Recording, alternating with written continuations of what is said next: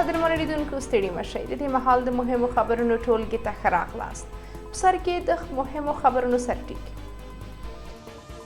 پر ښځو د محدودیتونو زیاتوالی. ریچارډ بینټ وایي چې د نړیوالې ټولنې له خوا د غبرګونونو کمښت طالبان غښتلي کړي.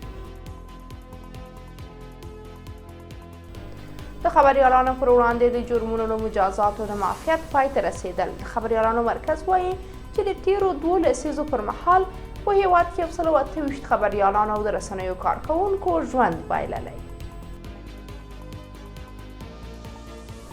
په هیواد کې د جنایي پیښو زیاتوالی. ناڅرګندو وسلوالو په کابل کې د یو خصوصي ښوونځي مدیر وواژه.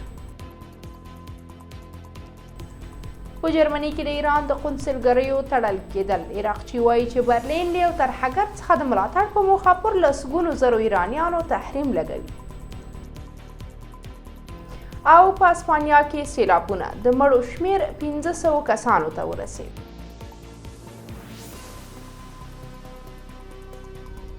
بشپړ خبرونه.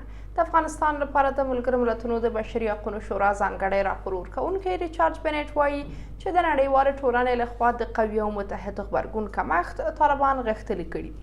بینټ دا څرګندونې د جمعې ورځ په نیویارک کې د ملګرو ملتونو په مرکزي دفتر کې د خپل راپور د وړاندې کولو پر مهال کړي دي. هغه زیاته کړې چې نړیواله ټولنه په افغانستان کې د بشري حقوقو وضعیت ته د رسیدو لپاره یوې واحدې تګلارې ته اړتیا لري. نوموړي ویلي چې طالبانو د دوحې په 3مه غونډه کې له ګډون وروسته له 1 میاشتې څخه په کمه موده کې د امر بالمعروف قانون معرفي کړی دی. دغه په وینا دغه قانون نه یوازې د ښځو ژوند په بشپړ ډول محدود کړی بلکې د مذهبي لږکیو او رسنیو پر ازادي هم محدودیتونه لګولي دي. بلخوا بینټ یادونه کړې چې د دوحې په بهیر کې د ښځو او مدني ټولنې د سازمانونو فعاله ونډه اړینه ده. دا په داسې حال کې ده چې څه موده مخکې د طالبانو غایب مشر ملا هبة الله اخندزاده د امر بالمعروف او نهي عن المنکر قانون توشیح کړ چې له مخې په عامه ځایونو کې د ښځو غږ اورېدل او د هغوی حضور جرم ګڼل کیږي. ملګرو ملتونو او یو شمېر هیوادونو دا قانون غندلی او د طالبانو لخوا یې د ښځو له حقونو څخه یوه لویه سرغړونه بللې ده. د افغانستان د خبریالانو مرکز وایي چې د تیرو 2 لسیزو پر مهال په افغانستان کې د 28 ښځو په ګډون 128 خبریالانو او د رسنیو کارکوونکو د جګړو او یا د سازمان شویو جرمونو په ترڅ کې ژوند بایللی دی.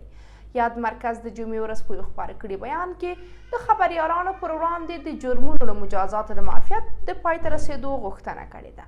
د افغانستان د خبریالانو مرکز څېړنې ښیي چې د مجازاتو د معافیت کلتور له کبله په 90% پیښو کې قانون او عدالت نه دی پلي شوی.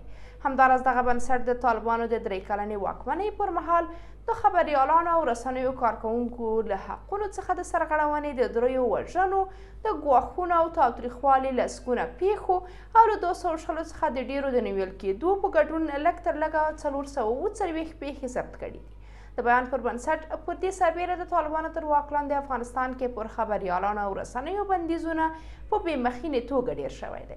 د افغانستان د خبریالانو مرکز په باور افغانستان کې د قرباني شوي خبریالانو لپاره د عدالت ټینګښت هیڅ څرک نه لیدل کیږي. یادونه ده چې نن شنبه د خبریالانو پر وړاندې د جرمونو له مجازاتو د معافیت د پای ته رسولو له نړیوالې ورځې سره برابره ده. د ملګرو ملتونو سرمنشي انټوني ګوتریش هم د دې ورځې په مناسبت ویلي چې په نړۍ کې د خبریالانو د وژلو له 10 پیښو څخه 9 له مجازاتو پرته پای ته رسیږي. دغه په وینا له مجازاتو خوندیتوب د خبریالانو پر وړاندې د تاوتریخوالي لامل شوی دی.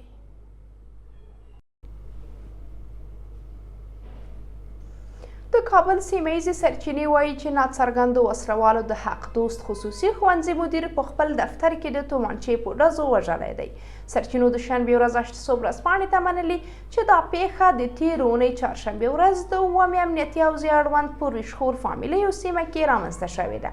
دا سړی عبدالحکیم نومېده.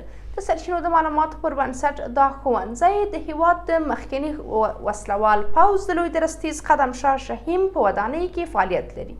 د سرچینو د معلوماتو له مخې د دغه ښوونځي زده کوونکي هم د دغه پیښې شاهدان وو.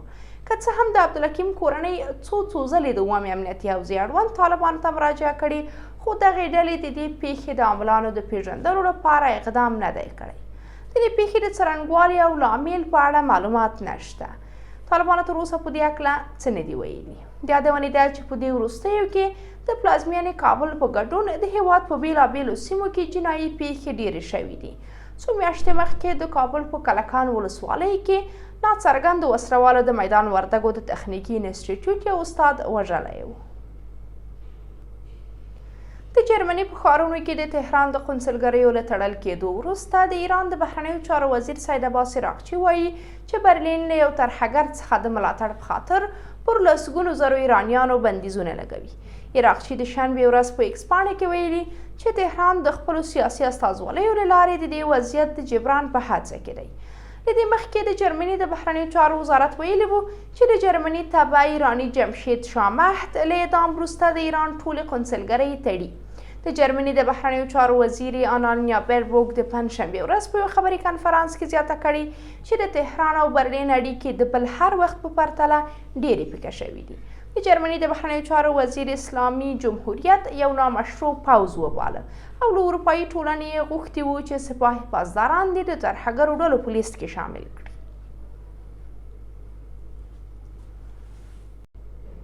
اسپانیایي رسنیو راپور ورکړی چې په دغه هیواد کې د مرګونو او ځپونکو سیلابونو په پایله کې د مړو شمېر 500 کسانو ته رسېدلی دی. په اسپانیا کې د چارواکو د شنبې ورځ اعلان کړی چې لا هم سلګونه کسان نادرکه دي. اسپانول ورځپاڼې د دغه هیواد د یو چارواکي له قوله لیکلي چې د ډېرو کسانو مړي تر خټو لاندې دي. تر اوسه د ورکو شویو کسانو کره شمېر څرګند نه دی.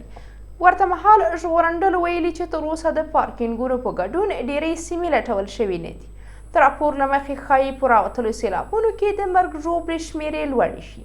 له دې وړاندې اسپانیایي چارواکو د دغې طبیعي پیښې د قربانیانو شمېر څه باندې 200 کسان ښودلي وو. د یادونې ده چې تېره اونۍ د اسپانیا په ځینو سیمو کې شدید بارانونه وشول او سیلابونه راووتل. د اشتسوب قدرمنو لیدونکو د دې مهال مهم خبرونه مو همدلته پای ته رسیږي. تر بیا د خدای په امان.